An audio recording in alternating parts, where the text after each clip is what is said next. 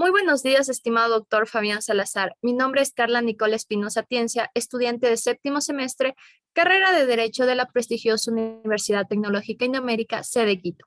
El día de hoy tengo el honor de presentar uno de los delitos contra la eficiencia de la administración pública, en este caso en específico, el delito de enriquecimiento ilícito, para lo cual daré una breve introducción para conocer más a fondo qué conocemos por delitos contra la eficiencia de la administración pública.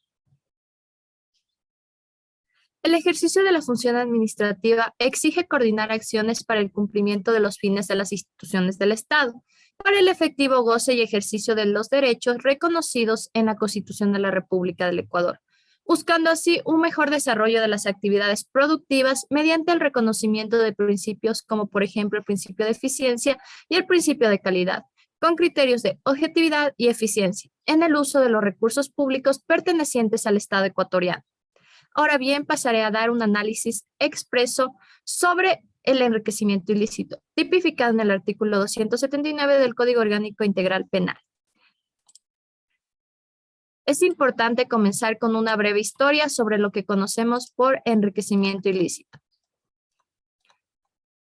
En medio de todas las instituciones jurídicas de derecho romano, se ha podido apreciar que la acción de enriquecimiento ilícito se fue creando y desarrollando de acuerdo a las exigencias prácticas que le imponían los cambios sociales, económicos, políticos y jurídicos de dicha época. Por esta razón, no se elevó a esta institución a una perfecta sistematización, sino que se fueron creando más bien las denominadas conditions, de las que cada uno se refería en casos específicos de enriquecimiento ilícito. También es de suma importancia mencionar la concordancia con normativa ecuatoriana vigente. Es así que los delitos contra la administración pública, la existencia del juicio penal en ausencia del procesado y la imprescriptibilidad de la acción como de la pena son instituciones de carácter excepcional a nuestra legislación, por lo que los delitos que reciben este tratamiento procesal son únicamente aquellos que se encuentran taxativamente enumerados en la Constitución de la República de 2008. Específicamente en su artículo 233, que menciona que ninguna servidora ni servidor público estará exento de responsabilidades por los actos realizados en el ejercicio de sus funciones o por sus omisiones y serán responsables administrativa, civil y penalmente por el manejo y administración de fondos, bienes o recursos públicos. Las servidoras o servidores públicos y delegados o representantes de los cuerpos colegiados de las instituciones del Estado estarán sujetos a las sanciones establecidas por delitos tanto de peculado, cohecho, concusión y enriquecimiento ilícito. La acción para perseguirlos y las penas correspondientes serán imprescriptibles y en estos casos los juicios se iniciarán y continuarán incluso en ausencia de los procesados. Ahora bien, pasaré a mencionar lo que el Código Orgánico Integral Penal en su artículo 279 nos menciona por enriquecimiento ilícito. Artículo 279. Enriquecimiento ilícito. Los o las servidores públicos y las personas que actúen en virtud de la potestad estatal en alguna de las instituciones del Estado determinadas en la Constitución de la República que hayan obtenido para sí o para terceros un incremento patrimonial injustificado o a su nombre o mediante persona interpuesta, producto de su cargo o función superior a 400 salarios básicos unificados del trabajador en general, serán sancionados con pena privativa de libertad de 7 a 10 años. Se entenderá que hubo enriquecimiento ilícito no solo cuando el patrimonio se ha incrementado con dinero, cosas o bienes, sino también cuando se han cancelado deudas o extinguido obligaciones. Si el incremento del patrimonio es superior a 200 y menor a 400 salarios básicos unificados del trabajador en general, la pena privativa de libertad será de 5 a 7 años. Si el incremento del patrimonio es hasta 200 salarios básicos unificados del trabajador en general, la pena privativa de libertad será de 3 a 5 años. Ahora bien, pasaremos a explicar el esquema finalista del delito según Haswells, la cual cuenta con 4 partes fundamentales: la acción, la tipicidad, la antijuricidad y la culpabilidad. En primer punto tenemos a la acción. Esta se divide en 2 partes fundamentales, la fase interna y la fase externa. La fase interna es aquella que no es punible, en donde se proyecta el delito por medio de pensamientos, se establece la selección de medios y se prevé los efectos concomitantes. En el delito de enriquecimiento ilícito, esta fase sí se aplica por parte del servidor público, es decir, el sujeto activo, al momento de proyectarse en su cabeza aquellos pensamientos de cómo va a proceder a ejecutar dicho delito de enriquecimiento ilícito. En cuanto a la fase externa, esta fase es susceptible a ser criminalizada. En cuanto a las causas de exclusión de la acción del delito de enriquecimiento ilícito, no podemos interponer ninguna de ellas, ya que en dicho caso no se podría mencionar que existe una fuerza irresistible, un movimiento reflejo o un estado de plena inconsciencia. Ahora bien, pasando a la tipicidad, tenemos dos partes fundamentales de igual manera, la tipicidad objetiva y la tipicidad subjetiva. En cuanto a la tipicidad objetiva, se subdivide en el sujeto activo, que es aquel sujeto activo que comete el delito de enriquecimiento ilícito, corresponde a aquellos servidores o servidoras públicas y aquellas personas que actúan con potestad de alguna de las instituciones del Estado reconocidas en la Constitución de la República, mismos que cometen el delito de enriquecimiento ilícito.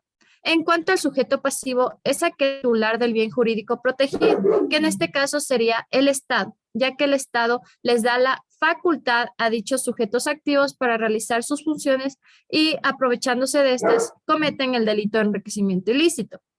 En cuanto al verbo rector, tenemos que en el caso del delito de enriquecimiento ilícito, la conducta le responde consiste en un incremento injustificado del patrimonio, ya sea por medio de dinero, cosas o bienes. También podría mencionarse que se hayan cancelado deudas o extinguido obligaciones. En este caso de enriquecimiento ilícito podemos mencionar que es plurinuclear, ya que existe más de un verbo rector. En cuanto al objeto material, es aquel sobre el cual recae la acción del sujeto activo. Son los actos de contrapartida, es decir, el dinero que ha sido afectado de parte de los servidores públicos para el Estado. En cuanto al bien jurídico protegido, es aquel derecho fundamental que encuentra su protección en alguna normativa secundaria, es decir, en el Código Orgánico Integral Penal, que en este caso sería el correcto funcionamiento de la administración pública, tipificado en el artículo 279 del Código Orgánico Integral Penal vigente. En cuanto al normativo valorativo, tenemos algunas concordancias, como por ejemplo la Constitución de la República del Ecuador, específicamente en sus artículos 225 y 233, y asimismo en la LOCEP, en sus artículos 10, 24 y 48. En cuanto a la tipicidad subjetiva, tenemos que el delito de enriquecimiento ilícito es un delito doloso, ya que el servidor público tiene la intención de cumplirlo de manera voluntaria y consciente, solicitando así que se realice un enriquecimiento ilícito a su nombre o a favor de terceros. Esto en función y capacidad de que el Estado le ha otorgado al ser un servidor público.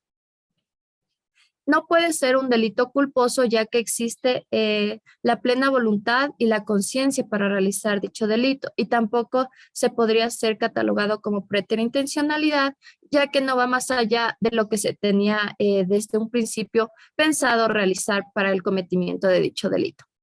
Ahora bien, pasemos a la antijuridicidad. Esta también se divide en dos, la antijuridicidad formal y la antijuridicidad material. En cuanto a la antijuridicidad formal, tenemos que en el presente delito se subsume a la conducta de los servidores públicos al momento de tener un incremento injustificado.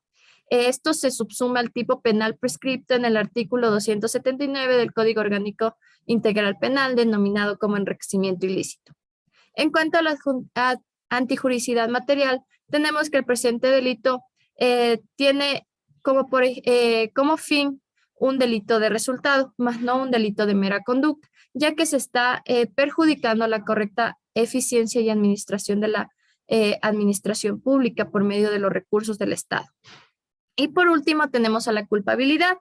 Aquí es importante mencionar que para que una persona sea considerada como culpable del delito de enriquecimiento ilícito debe ser imputable, ya que la inimputabilidad prohíbe que estas personas sean procesadas en derecho penal, por cuanto dependerá de cada caso en cuestión específico para saber si la persona es imputable o no.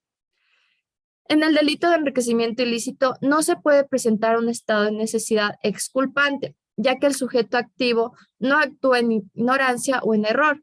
Como todos conocemos, para ser un servidor público debe ser un sujeto calificado, es decir, un sujeto con estudios. Por ende, dicho servidor público no puede estar actuando por error o por ignorancia.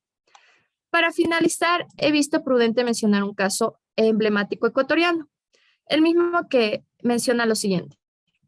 El Tribunal Penal de la Corte Nacional de Justicia de Ecuador condenó a 10 años de prisión al exministro de Hidrocarburos, Carlos Pareja Llanuselli, por el delito de enriquecimiento ilícito, específicamente en el caso de corrupción que recae sobre la empresa estatal Petroecuador. Esto ha sido todo en cuanto a mi ponencia. Muchísimas gracias.